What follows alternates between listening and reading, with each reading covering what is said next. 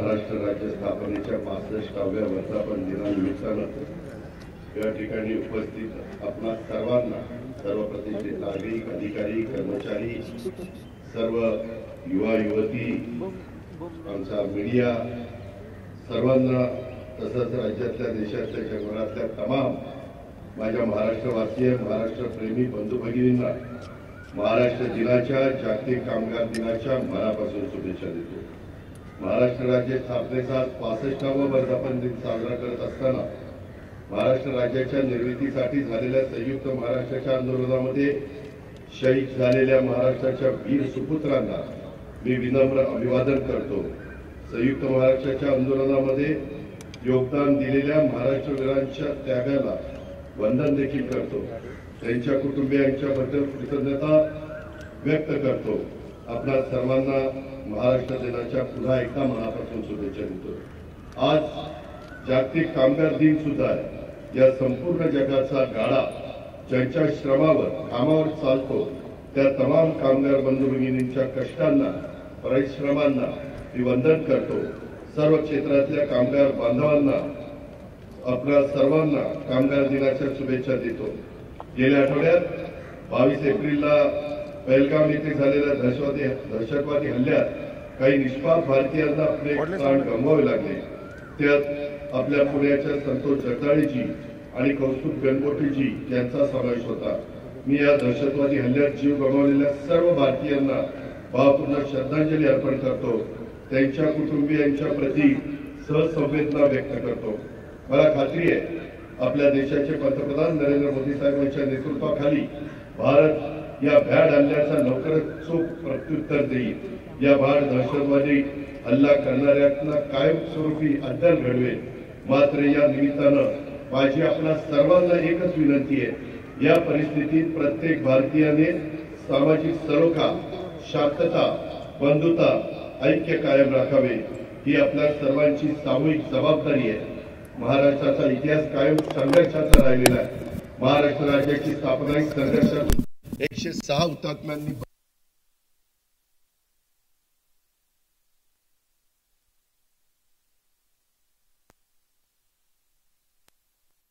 मराठी गाव महाराष्ट्रात येईपर्यंत हा संघर्ष सुरू राहील, तो थांबणार नाही याची ग्वाही सीमा भागातील मराठी बांधवांना मी देतो। कालच पंतप्रधान नरेंद्र मोदी साहेबांच्या नेतृत्वाखाली केंद्रीय मंत्रिमंडळाने जात-निहाय जनगणना करण्याचा निर्णय घेतला आहे। केंद्र सरकारचा निर्णय स्वागतार्ह असून त्यामुळे सर्व समाज घटकांना त्यांचा न्याय हक्क मिळण्यास मदत होणार आहे। जात-निहाय जनगणना करण्याची मागणी अनेक व्यक्तींची, अनेक संस्थांची, अनेक संघटनांची, गेल्या अनेक पक्षांची गेल्या अनेक दशकांच्या पासून होती। ही मागणी पंतप्रधान नरेंद्र मोदी आणि त्यांच्या मंत्रिमंडळाने दूरदृष्टीच्या संवेदनशील नेतृत्वामुळे पूर्ण होऊ शकलेली आहे। केंद्र सरकारच्या निर्णयाचं मी राज्याच्या वतीनं स्वागत करतो। पंतप्रधान नरेंद्र मोदी साहेब आणि त्यांच्या केंद्रीय मंत्रिमंडळाचं मनापासून आभार देखील मानतो।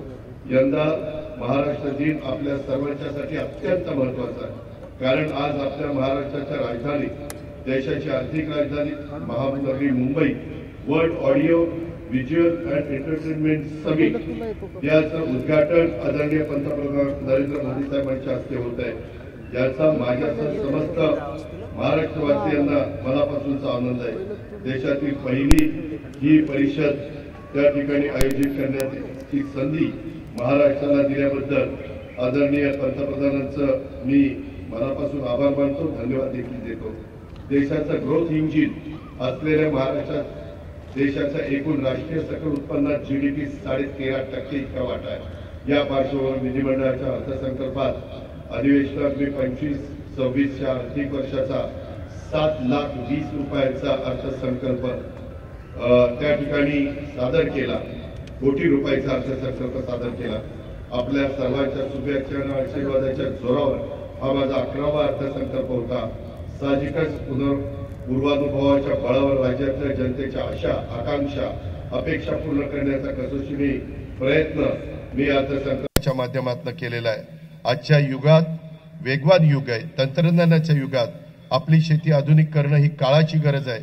यंदाच्या अर्थसंकल्पात कृषी क्षेत्राला AIचा वापरासाठी 500 कोटी रुपयाचा निधी उपलब्ध करून दिला जाणार आहे। या उपक्रमाच्या पहिल्या टप्प्यात 50,000 शेतकऱ्यांच्या 1,00,000 एकर शेतीला थेट फायदा होणार आहे। आपल्या ऊसाच्या शेतीत एआयचा तंत्रज्ञानाचा वापर आपण करणार आहोत। इतरही पिकाचा समावेश आपण त्याच्यात केलेला आहे। कृषी हॅकेथॉनच्या माध्यमातून राज्यातल्या युवा संशोधक, स्टार्टअप, कृषी तज्ञ आणि शेतकरी बांधवांना एकत्र आणून आधुनिक तंत्रज्ञानाच्या मदतीने शेती संबंधित समस्या सोडवण्याचा प्रयत्न खाजगी क्षेत्रातील तज्ञांच्या संस्थांच्या मदतीने शासन स्तरावर करण्यात येत आहे। या माध्यमातून आधुनिक तंत्रज्ञान शेतकऱ्यांचं उत्पन्न त्यासाठी कृषी हॅकेथॉन स्पर्धेचं आयोजन आम्ही सर्वांनी मिळून केलेलं आहे। त्यामुळे नवकल्पक संशोधकांची संधी त्याच्यातून मिळणार आहे। पायाभूत सुविधाचा करता राज्यामध्ये मेट्रो असेल, नॅशनल हायवे असतील, आपले राज्यमार्ग असतील, वेगवेगळ्या MSRD असेल, अशा सगळ्या वेगवेगळ्या भागातनं आपण मोठ्या प्रमाणावर काम हातामध्ये घेतलेलं आहे। इनविटची स्थापना करणारं आपलं राज्य हे महाराष्ट्र देशातील पहिलं राज्य आहे। त्याच्याकरता महाइनविट आम्ही स्थापन करण्याचा निर्णय घेतलेला आहे। 2 दिवसापूर्वीच्याच मंत्रिमंडळाच्या बैठकीत हा निर्णय झाला। यामुळं आपल्या महाराष्ट्रातल्या चांद्यापासून बांद्यापर्यंत पायाभूत सुविधांच्या विकासासाठी एक नवं व्यासपीठ उपलब्ध होणार आहे। त्याच वेळेस 2 दिवसापूर्वी आम्ही महाराष्ट्रात इलेक्ट्रिक वाहन धोरण 2025 सुद्धा त्याला मान्यता दिलेली आहे। हे धोरण 2030 पर्यंत लागू राहणार आहे। या धोरणाची अंमलबजावणी आवश्यक अशा येत्या 5 वर्षाकरता जवळपास 2,000 कोटी रुपयाच्या निधीची तरतुदीला मान्यता देण्यात आलेली आहे। या धोरणामुळे इलेक्ट्रिक वाहनांचं उत्पादन आणि वापराला पण मोठ्या प्रमाणावर चालना मिळणार आहे। त्याच्यातून पर्यावरण आपण समतोल साधण्याचा प्रयत्न करणार आहे। त्याचबरोबर हडपसर ते यवत राज्य महामार्गावर 6 पदरी उन्नत मार्ग आणि अस्तित्वातल्या रस्त्याचं 6 पदरी बांधकाम करण्यास मंत्रिमंडळाने आता मान्यता दिलेली आहे। तसंच आपल्या नगर रोडला जी काही गर्दी होती वाघोली आणि त्या वडगाव शेरी परिसरात, तिथंही आपण तशाच पद्धतीचं काम शिक्रापूर पर्यंत करतोय। त्याच्यामध्ये हजारो कोटी रुपये त्याकरता मंजूर केलेले आहेत। या मार्गावर मेट्रो मार्गिका सुद्धा वाढवण्यात येणार आहे। जिल्ह्यातील महत्त्वाचा टेमघर प्रकल्प त्याला गळती प्रतिबंधक करण्याकरता कालच आम्ही 488 कोटी रुपयाला मान्यता त्या ठिकाणी दिलेली आहे। पुणे शहरामध्ये पुणे महानगर प्रदेश विकास प्राधिकरणाची सुद्धा कामं, विविध प्रकल्प राबवण्याचं काम आम्ही करतोय। नदी पुनरुज्जीवन प्रकल्प इंद्रायणी, पवना, मुळा, मुठा नद्यांच्या स्वच्छतेसाठी तसंच नदीवर होणारे प्रदूषण नियंत्रण करण्यासाठी आपण उपक्रम राबवतोय। त्याच्यामध्ये वेगवेगळ्या ठिकाणी पुणे जिल्ह्यामध्ये एकात्मिक पर्यटन विकास आराखडा हा मी त्या ठिकाणी तयार केलेला आहे। त्याला आपण ITDP अंतर्गत जिल्ह्यातील 37 ठिकाणचा समावेश केलेला आहे। सार्वजनिक खाजगी भागीदारी ज्याला PPP मॉडेल आपण म्हणतो, त्या माध्यमातून शासनाच्या सहभागातून या ठिकाणचा विकास करण्यात येणार आहे। त्यामुळे 50,000 जणांना थेट आणि 5 लाख लोकांना अप्रत्यक्ष रोजगार निर्मितीचं आमचं लक्ष्य आहे। त्याच पद्धतीने गेल्याच महिन्यामध्ये 18 एप्रिलला क्रांतीवीर चाफेकर बंधूंच्या स्मारकाचं लोकार्पण राज्याचे मुख्यमंत्री देवेंद्रजी फडणवीस यांच्या शुभ हस्ते झालेलं आहे। नगरमध्ये शहीद राजगुरू यांच्या स्मारकाचं काम अत्यंत वेगाने त्या ठिकाणी चाललेलं आहे। पुणे शहरामध्ये भिडेवाड्यात क्रांतीसूर्य महात्मा ज्योतिराव फुले आणि क्रांतीज्योती सावित्रीबाई फुले यांच्या स्मारकाकरता 200 कोटी रुपये त्या घरं आणि जमीन ॲक्वायर करण्याच्या करता दिलेले आहेत। तेही काम गतीनं करण्याचा आपला मानस आहे। वडू बुद्रुक तुळापूरला स्वराज्य रक्षक छत्रपती संभाजी महाराज आणि पुणे शहरात वस्तात लहुजी साळवे यांच्या स्मारकाचं काम सुद्धा युद्ध पातळीवर आहे।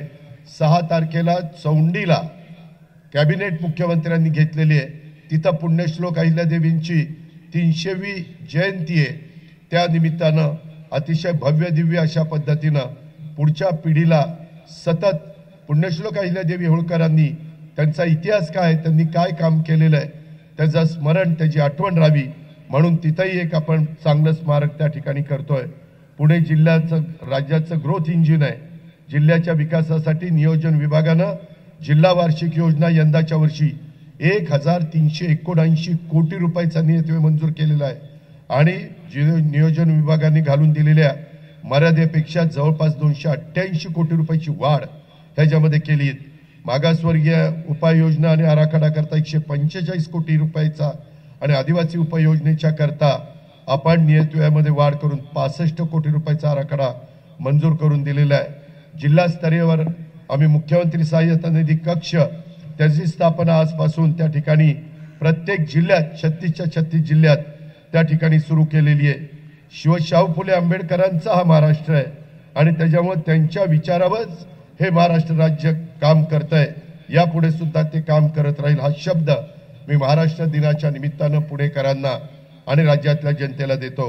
सर्व क्षेत्रात महाराष्ट्राची घोडदौड कायम राखताना आताही काही मान्यवरांचा यथोचित सत्कार आपण या ठिकाणी केला. त्या पोलीस दलातील आणि अन्य विभागातील सर्व मान्यवरांचं सर्व सहकार्यांचं मी मनापासून अभिनंदन करतो, कौतुक करतो. आपली घोडदौड कायम राखताना सुसंस्कृत राज्य ही तुमच्या माझ्या महाराष्ट्राची ओळख आहे, ती आणखी ठळक करण्याचं आव्हान आपण सगळेजण मिळून त्या ठिकाणी करूया. तसं आव्हान मी तुम्हाला करतो. पुन्हा एकदा आपल्या सर्वांना, राज्यातल्या जनतेला, पुणेकरांना, जिल्ह्याला मी महाराष्ट्र दिनाच्या आणि कामगार दिनाच्या मनापासून शुभेच्छा देतो. बरोबर 65 वर्षापूर्वी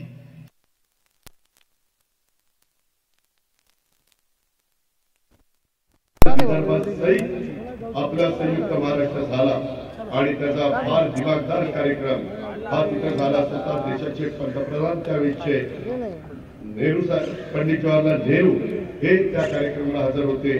हा क्षण देखील इतिहासाची नोंद झालेली आहे, त्याची पण आपण आठवण केली पाहिजे.